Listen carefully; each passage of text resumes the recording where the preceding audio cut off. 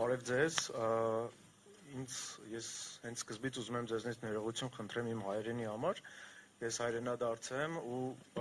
կներեք, եթե սխալներ անեմ խոսելու ժամանակ, ես զբաղվում եմ հոգեբանական պատերազմով ու իմ թիմով փորձում ենք վերլուծել, թե ոնց է մեր թշնամին այսօր աշխատում մեր դեմ ու այդ աշխատանքի ժամանակ այնքան հետաքրքիր բաներ ենք հայտնաբերում, որը ցույց է տալի, որ մենք իրականում ճիշտ չենք գնահատում մեր թշնամուն։ Ինքը շատ հզոր է, շատ լուրջ ռեսուրսներ է օգտագործում, որ պատկերացնեք, եթե աշխարհում լինի top 10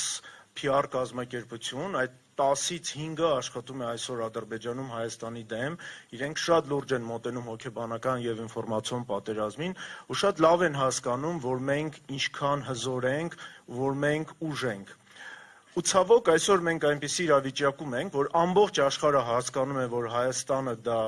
մեծ քաղաքակրթություն է, բայց հայ մարդը չի հասկանում, որ ինքը քաղաքակրթության մի մաս է ու ինքը հենց քաղաքակրթության հիմքն ու սկիզբն է։ Ու եթե մենք սրան ուշադրություն չդարձնենք, սրանից կողք անցնենք, մենք կորցնելու ենք ինքներս մեզ, ոչ թե մենակ պետականությունը ու պետությունը, այլ ինքներս մեզ, որովհետև մենք արդեն աշխարհը մտնում է ցիվիլիզացիոն պատերազմի դաշտ, որի ժամանակ Հայթինգտոնի թեորիան է արդեն իրականացվում, ու մեզ փաստի են դնում, որ մենք պետք է ընտրենք կամ ուղղափառական ցիվիլիզացիան, կամ թուրանական ցիվիլիզացիան, ու մեզ չեն էլ թույլ տալի, որ մենք այդ ընտրությունը դեռ մենք անենք, մեր տեղն են այդ ընտրությունն անում։ Երբ որ հետազոտում ենք հոգեբանական ինստրումենտները, որը մեր դեմ օգտագործում են, դառնում է, որ շատ պրիմիտիվ մեթոդներով են աշխատում ու մենք հենց այդ մեթոդների հետ էլ կարողանում ենք պարտվենք։ Նայեք, թե ինչ են անում։ Իրենք բաժանելով մեզ մաս, մեր ամեն փոքր մասին են խփում։ Երբ որ վերցնում են մեծ Արցախ աշխարհը ու սկսում են աշխատել սկզբից Գարթմանի գաղափարի ու մշակույթի դեմ, աշխատում են հետո Նախիջևանի գաղափարի ու մշակույթի դեմ, Արցախի գաղափարի ու մշակույթի դեմ, իրանք բաժանելով, խփելով փոքր մասների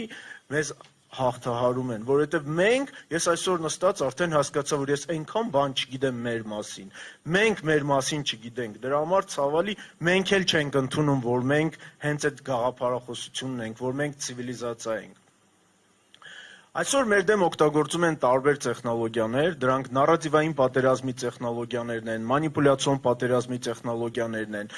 ու ցավոք, քանի որ գիտությունը եւ միջազգային կազմակերպությունը կոմերցիոնալիզացիայի մեջ են ընկել ու փողի միջոցով են արդեն իրականացնում իրենց աշխատանքները, մենք հասել ենք նրան, որ մեր թշնամին ունենալով լուրջ ռեսուրսներ, հնարավորություն ունի տարբեր միջազգային դաշտերում, միջազգային ամբոններում ներկայացնել լրիվ ուրիշ նարատիվներ, ներկայացնել հայկական մշակույթը որպես իրենց մշակույթ։ Ու այսօրվա հենց այս միջոցառումը դա առաջի փոքր քայլերից մեկն է, որ մենք պետքա արթնանանք ու սկսենք պաշտպանել այն, ինչ մենք ունենք, քանի որ երբ որ մենք դա չենք անում, մեր դեմ հենց այդ աշխատանքն է տարվում։ Ու իրականում հենց այդ աշխատանքը ոնց է տարվում։ Սկզբից մոխրագույն զոնաներ են պատրաստում, որտեղ սկսում են կոնկրետ ինֆորմացիոն պատերազմի ինստրումենտների միջոցով աշխատել սկզբից մշակույթի դեմ, հետո այդ մշակույթը, երբ որ փորձում են քեզնից խլեն, գցում են իրենց դաշտ, իրենք չեն մտածում, որ դա իրենք են ստեղծել, թե իրենք չեն ստեղծել, իրենց դա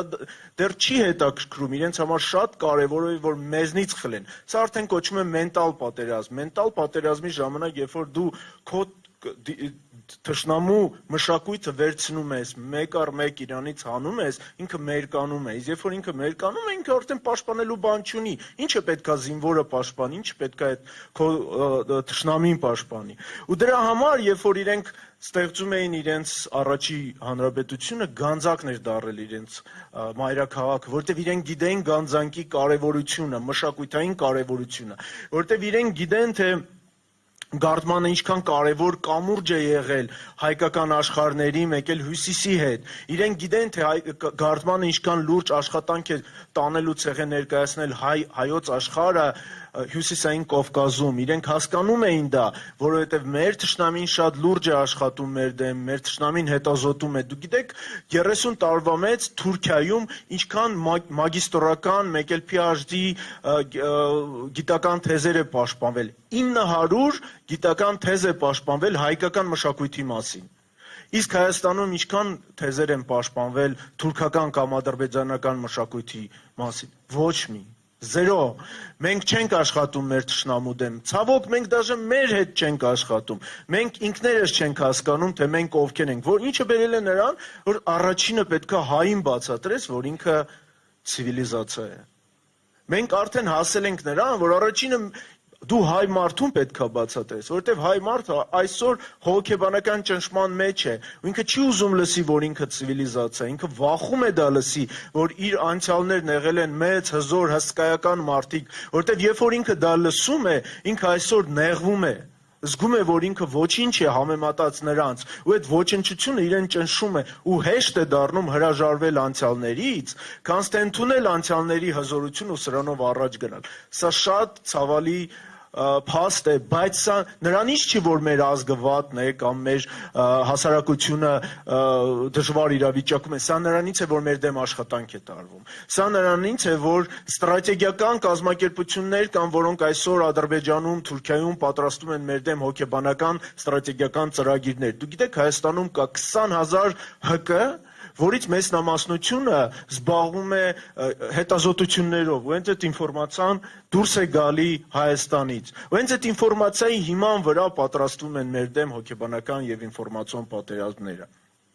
Եթե մենք չարթնանանք, չհասկանանք, որ հայկական քաղաքակրթությունը դա այսօրվա աշխարհի գումանիզմի կամուրջն է, որ հայ մարդը ունի այնպիսի ունիկալ բան, որ հոգեբանորեն եւ մենտալ հասկանում է եւ հյուսիսի